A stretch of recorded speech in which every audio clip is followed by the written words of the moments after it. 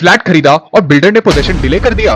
क्या आपको पता है एज पर रेरा बिल्डर को कंपेंसेशन देना होगा बायर को for any delay in position? चलिए समझते हैं। बहुत बायर्स को ये राइट पता ही नहीं होता और बिल्डर अक्सर बोलते हैं सर बस थोड़ा और वेट करिए, बट लॉ क्लियर है। Section 18 of RERA Act 2016.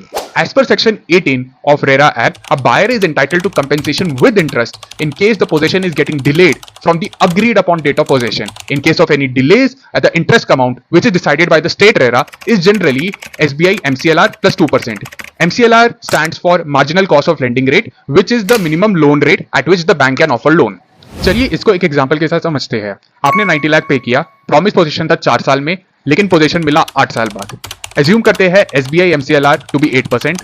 Interest compensation will be 8 plus 2%, that is 10%. The total compensation amount will be amount paid by the buyer multiplied by the interest rate multiplied by the delay period, which is 4 years in this case. So 90 lakhs times 10% times 4. So that comes out to be 36 lakh compensation that a buyer is eligible to claim from that builder. Isn't it staggering?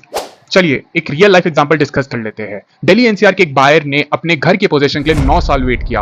Ultimately builder को 62 lakh compensation eight रफली about 11% interest देना पड़ा। Message clear है, अगर buyers अपने right exercise करे तो RERA can actually provide relief to home buyers.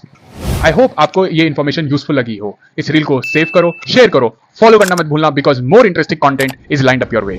और जाने से पहले कमेंट्स में जरूर बताइए अगर आपको ऐसा कोई प्रोजेक्ट पता है जो डिले नहीं हुआ हो।